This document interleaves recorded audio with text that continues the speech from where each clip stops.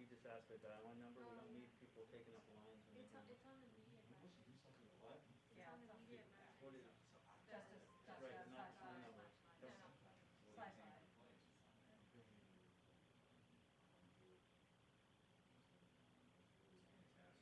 I mean, how much time do you have to put in advance? So that sometimes people, that's amazing. To read those grades. You tell them. I'm sorry. Well, somebody asked me today, when I told them that's what we're going to do, this guy's name, Dan, who was working, well, somebody was to see this week, going for Fox this week, beginning working Fox. I wrote his name down because he was saying, hey, Rick, how you feeling? And I didn't see him today. You didn't see him. He was over by Russell. Anyways, he said, where's Ryan? You know, what's going on? I said you were home over the holidays. That's what I said to him. Oh, this was over. Was John Denham. Oh, yeah. Wow, 6 Yeah. hours? No, he asked who I was working with, and I explained. He said he hadn't seen you in a while. I said, no, he's been up here. He's just on Christmas.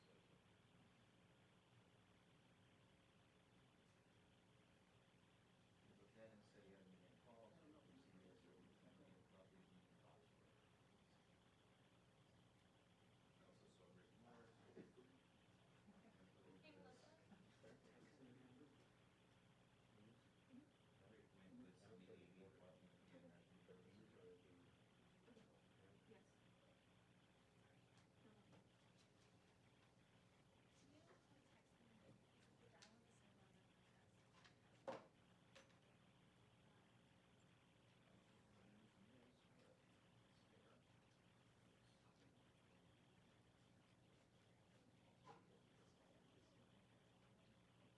Hey, Melissa.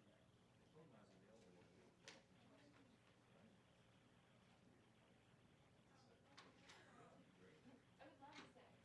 Well, for dinner and brother thing. Yeah, they won't keep me though.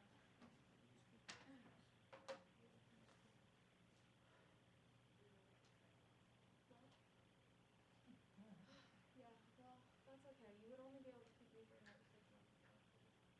I'm going to law school. I think Pepperdine. Yeah, I'm still waiting to hear back from a few of my options though, so that may change, but I think Pepperdine. Wow, is that cool? What do you want to do afterwards? Yeah. I want to be an ADIC. Or better yet, I'll just take Sherwin stuff. I like it. I like it.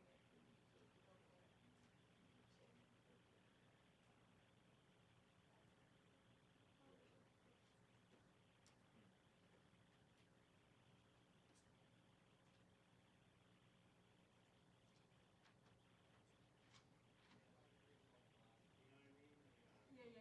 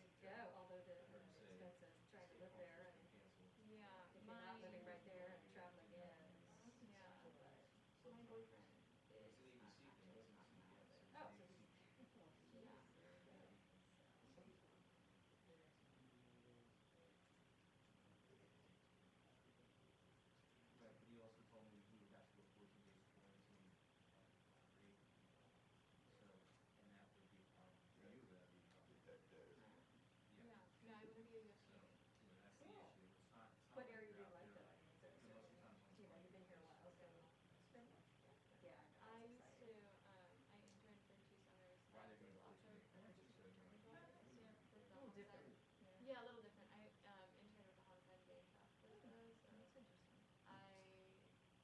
it really makes me sound weird. I don't enjoy murders. Murders aren't horrific and terrible, but I really like the idea of prosecuting that. Mm-hmm. And Yeah. yeah, Cool. I mean, Okay. they're horrific and terrible. Yeah, but I mean, I- from a prosecution From a standpoint, it's prosecutorial interesting, right? standpoint, Mhm. Sure. I think it's important, and my dad was a police officer, you know, Oh, yeah, so yeah. I, 100%. thank you. Oh, cool. Yes. So people know about these people. Wow, that's interesting. So maybe you share San Bernardino. Thank you so much.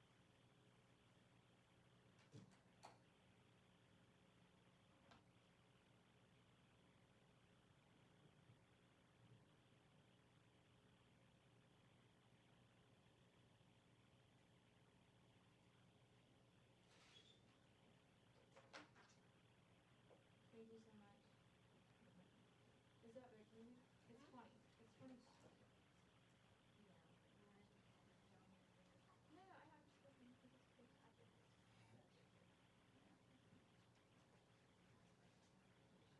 Gotcha. Yeah, thank you. Pretty a good memory, right? Yeah, exactly. Right. Yeah, I like seeing things like that. Yeah, yeah.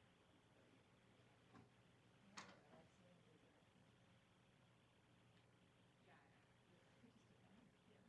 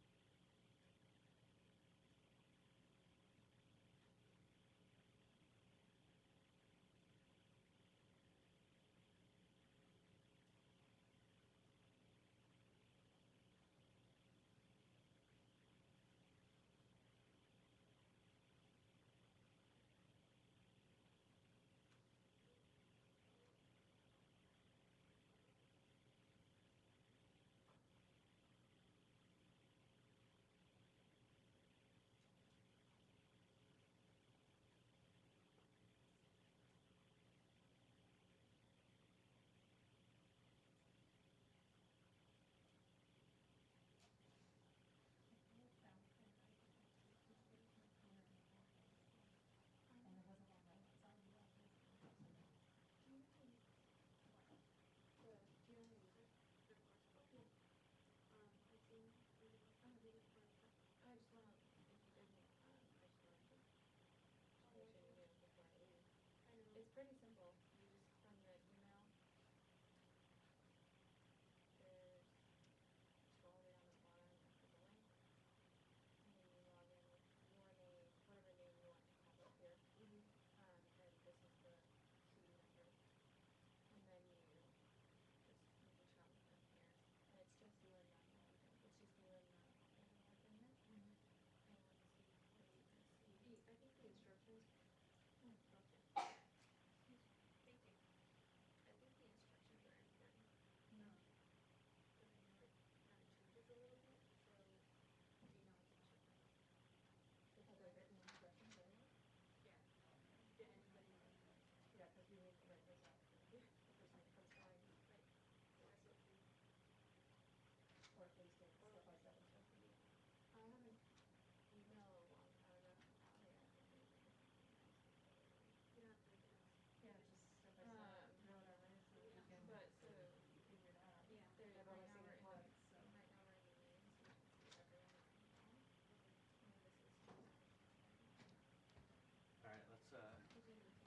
the operator open the line.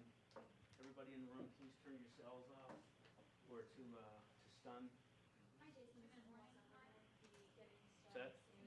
Yeah, about that, probably be a little less. Okay. Can you handle it in less than 2? Okay, you want me to join you into the main conference now? Yes. Yes. Okay, all right, when I do so, you're going to hear the hold music. When you hear hold music, please note that your line is live. I read the introduction, and then I'll pass it over to Mark Raimondi. Is that correct? Yes. Okay. And can you please let the callers know how to queue up so we can get the queue started before we call for questions so we don't have that pause? Yep, not a problem. In fact, Melissa already talked to me about that. All right. I'll join that in. I'll put that into my introduction. All right, thank you. Just let me know when we're ready. All right, joining in right now.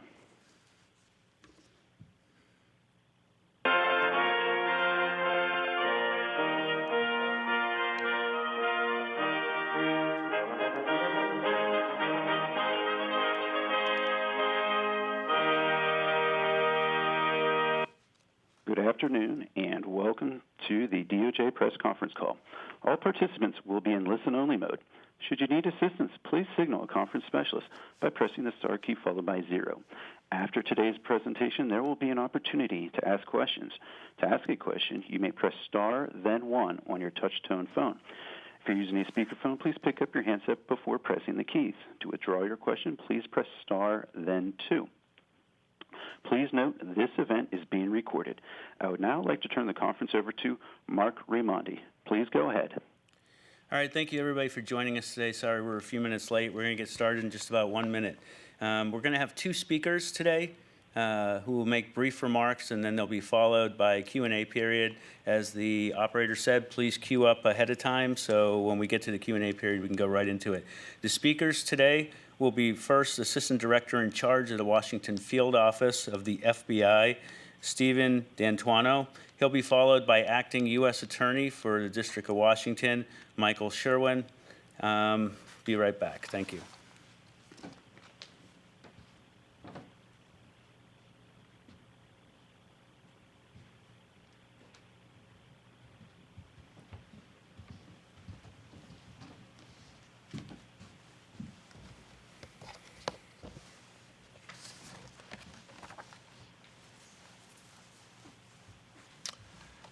Good afternoon. I'm Stephen D'Antuono, Assistant Director in Charge of the Washington Field Office of the FBI, and I'm here to provide a quick update on the FBI's activities since the violence and destruction at the Capitol last week. The FBI is quite familiar with large-scale, complex, and fast-moving investigations. We are up to the challenge. As Director Wray says, the FBI does not do easy. To be clear, the brutality the American people watched with shock and disbelief on the 6th will not be tolerated by the FBI. The men and women of the FBI will leave no stone unturned in this investigation. Since these events, the FBI has worked hand in hand with the United States Attorney's Office and our law enforcement partners here in D.C. and across the country to arrest and charge multiple individuals who took part in the destruction. In 6 days, we have opened over 160 case files, and that's just the tip of the iceberg. The significance of this investigation is not lost on us. This is a 24/7, full-bore, extensive operation into what happened that day. We cannot do our job without the help of the American people. Since our call for tips, videos, and pictures, we have received more than 100,000 pieces of digital media, which is absolutely fantastic. And we are scouring every one for investigative and intelligence leads. We continue to ask for more. If you have information, contact 1-800-CALL-FBI or submit photos and videos to fbi.gov/US Capitol, and that's Capitol with an O. I want to stress that the FBI has a long memory and a broad reach. Agents and our partners are on the streets investigating leads not only here in the D.C. area, but also across the country through the FBI's 56 field offices. So even, like I've said before, even if you've left D.C., agents from our local field offices will be knocking on your door if we find out that you were part of the criminal activity at the Capitol. But before we do this, this is your opportunity to come forward, as several individuals who were involved in Wednesday's riots have done, to volunteer about their participation.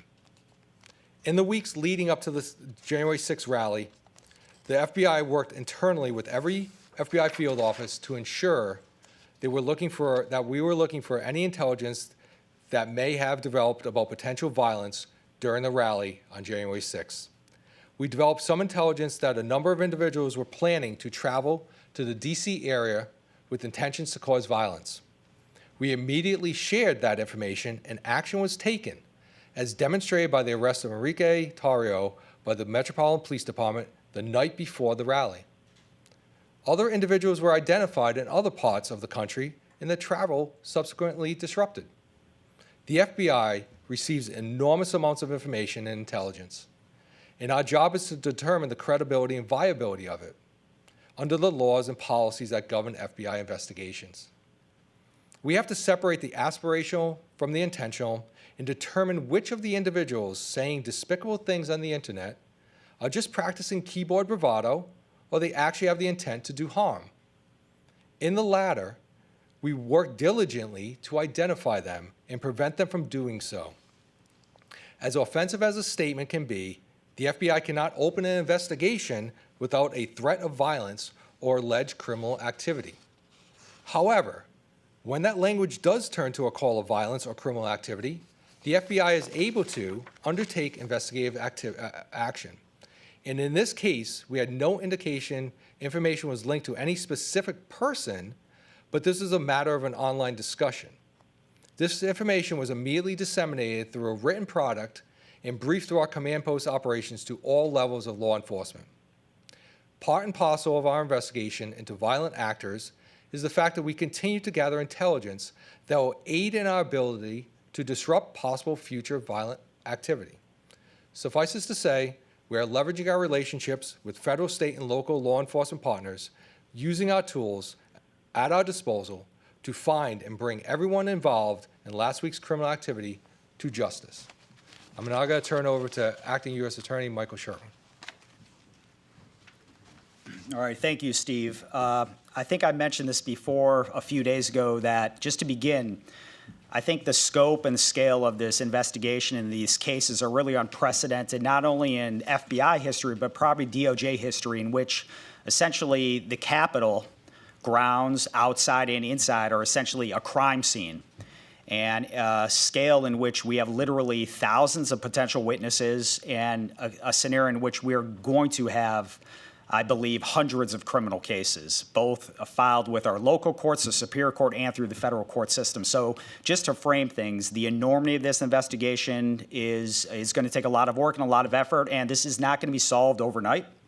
It's not going to be solved within the coming weeks. It's not going to be solved within the coming months. This is going to be a long-term investigation, and rest assured, the Bureau, the Department of Justice, all the U.S. attorneys across the United States that are assisting in these investigations, everyone is in for the long haul.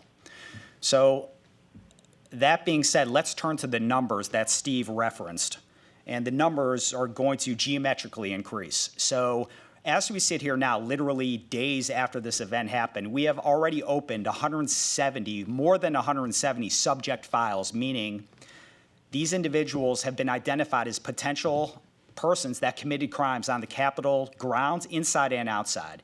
So of those 170 cases that have already been opened, and I anticipate that's going to grow to the hundreds in the next coming weeks, we've already charged over 70 cases. And again, that number, I suspect, is going to grow into the hundreds. So what are the types of cases we initially charged? And I think there's some misconceptions, and I want to clarify some of those misconceptions, because given the enormity of the actors we saw both inside and outside the Capitol, the range of criminal conduct is really, I think, again, unmatched in any type of scenario that we've seen, the FBI or the DOJ. We're looking at everything from simple trespass to theft of mail, to theft of digital devices inside the Capitol, to assault on local officers, federal officers both outside and inside the Capitol, to the theft of potential national security information or national defense information, to felony murder, and even civil rights excessive force investigations. So just the gamut of cases and criminal conduct we're looking at is really mind-blowing. And that has really put an enormous amount of work on the plate of the FBI and field office throughout the entire United States. So let's look at those initial cases. And again, I want to clarify some misconceptions.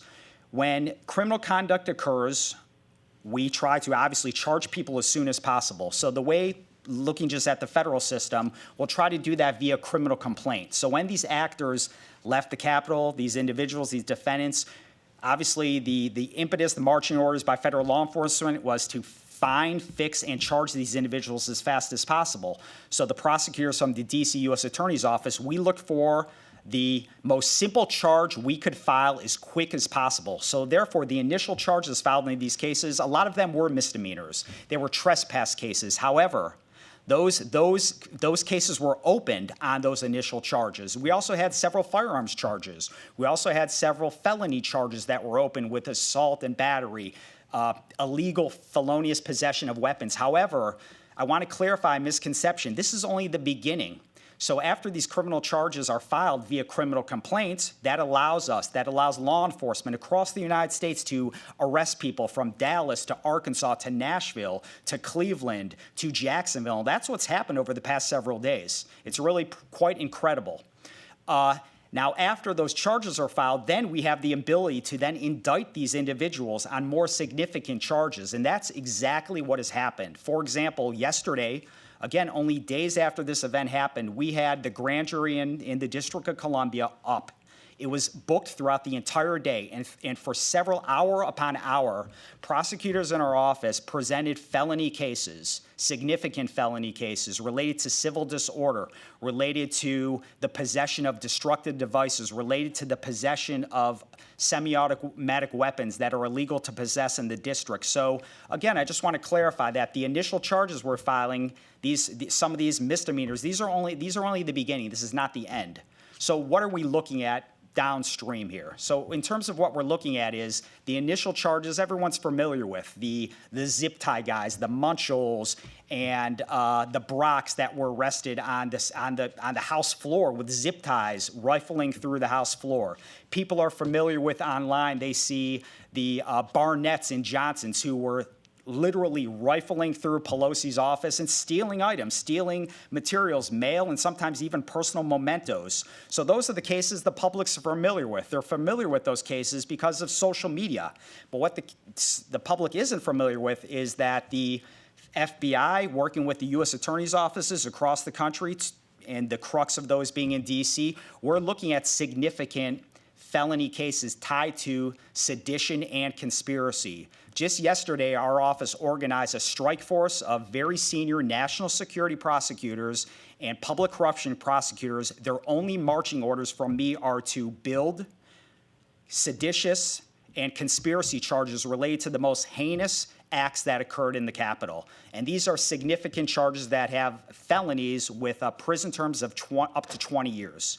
In addition to that, we're looking and taking a priority with cases in which weapons were involved and cases in which destructive devices were involved. As people know through news reports, there were pipe bombs found outside the Capitol. The ATF is working on that. Metro Police is working on that. FBI is working on that to find that individual or individuals who planted those devices. So in addition to just those rote cases we're looking at, we're going to focus on the most significant charges as a deterrent, because regardless of if it was just a trespass in the Capitol or if someone planted a pipe bomb, you will be charged and you will be found.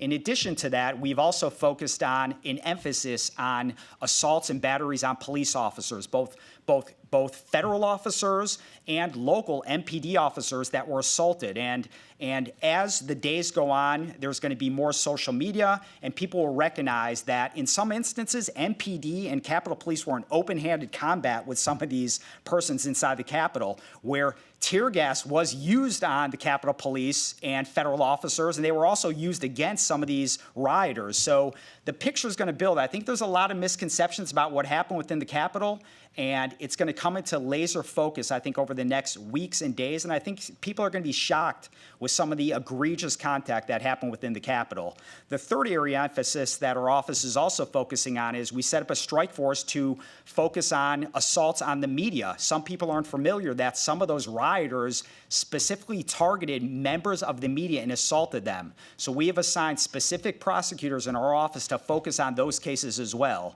And I'm naming all these different strike forces to just emphasize, regardless of who the victim was, regardless of who the perpetrator was, we're treating all of these cases equally.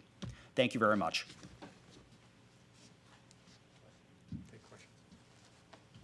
We will now begin the question and answer session. To ask a question, you may press star, then 1 on your touch-tone phone. If you're using a speakerphone, please pick up your handset before pressing the keys.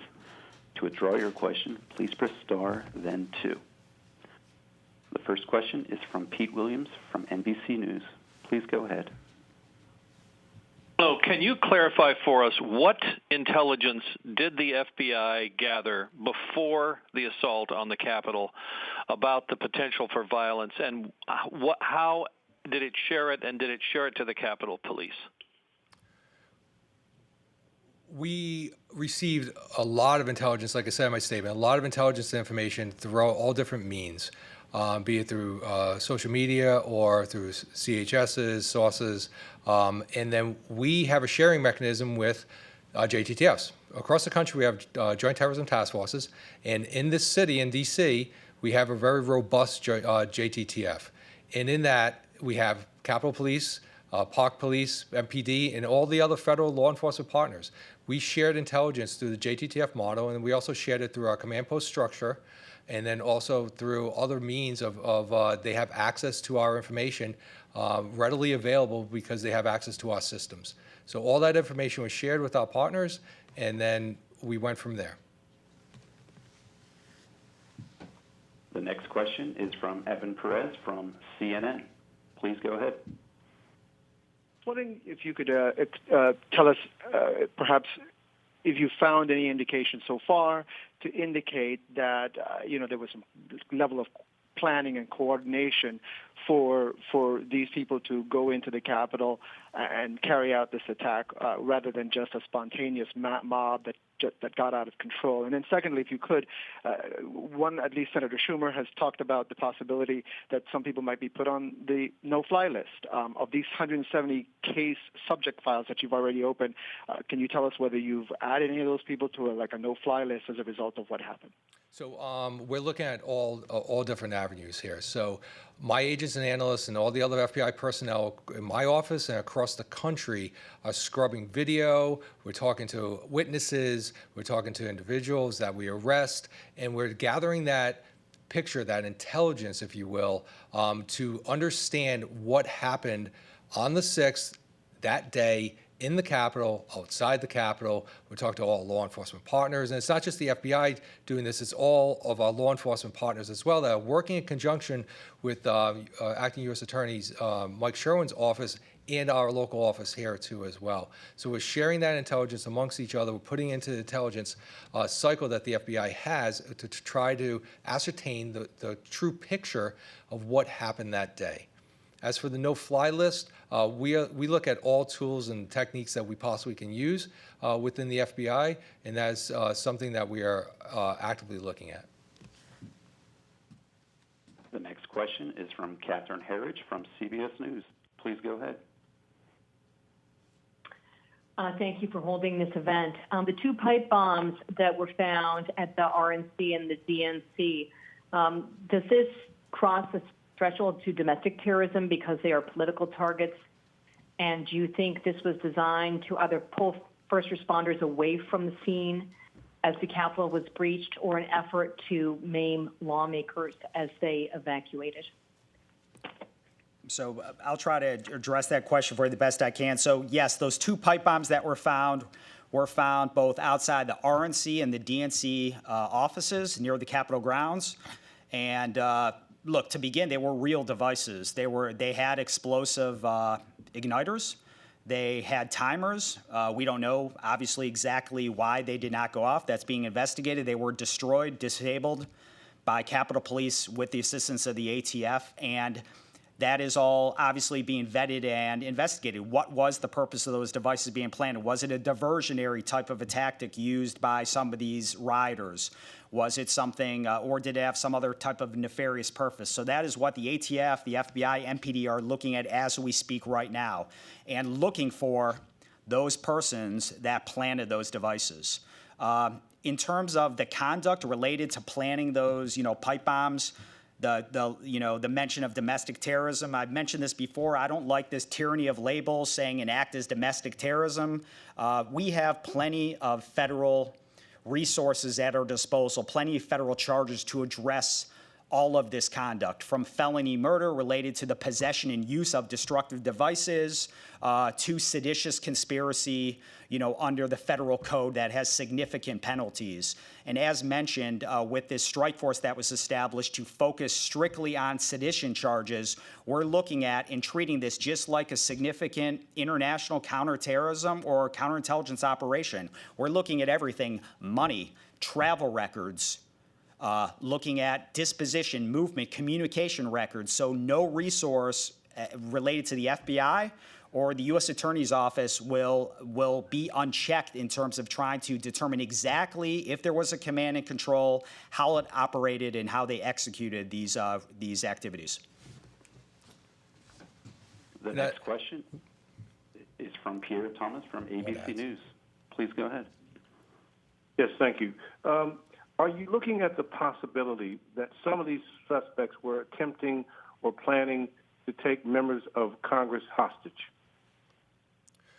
So I want to talk about Mike's the prior question first, just because I want to emphasize that we have a $50,000 reward out for the information, any information and identification of the individual or individuals that left the pipe bomb. So I just want to make that perfectly clear, and that we're looking at all angles in that. Every tool, every rock is being unturned, because we have to bring that person to justice or people to justice. So can you repeat the question, please? No. Okay. Are you looking at the possibility that some of these suspects who breached the Capitol, who had zip Yes. ties and other things, were looking at the possibility of taking members of Congress or others hostage? So, like I answered the last couple of questions before, we are looking at all angles here. We're interviewing everyone, interviewing witnesses, and interviewing subjects as they get arrested around the country and within the district as well, to ascertain the true purpose of some of these individuals in the Capitol that day. The next question is from Jake Gibson from Fox News. Please go ahead. Thank you, first of all. I have two, actually. Number one, Senator Cassidy has tweeted out a photo that he said was of an individual that authorities wanted to get in contact with in connection possibly with the killing of Capitol Police Officer Sicknick. Number one, can you give us any type of update on that situation? Number two, I know you talked about intelligence leading up to the day before, or leading up to the day of the riots, but there are some specific reports out that there was at least one report out of FBI in Norfolk that painted a pretty grim picture. Can you confirm that? And were authorities on the Hill, really ready for what was coming at them? So the investigation into Officer Sicknick's passing is an ongoing investigation. We are looking at everything that we possibly can. It cuts us to a core that one of our law enforcement brethren passed away. So it's an ongoing investigation. There's a lot of tools and interviews that we're still conducting. There's a whole host of video that's out there. We're reviewing all that information. As for the information that's being presented out there right now about Norfolk, that was a thread on a message board that was not attributable, was being attributable to an individual person. Like I said in my statement, we deal in specifics and facts. That information, when my office and Washington Field office received that information, we briefed that within 40 minutes to our law enforcement partners, our federal, state, and law enforcement partners that we had on our command post. It got ingested into the JTTF system and was, again, shared with all our law enforcement partners through that process that we have. And that's the action that we took on that, and that's it. This concludes our question and answer session, as well as the conference. Thank you for attending today's presentation. You may now disconnect.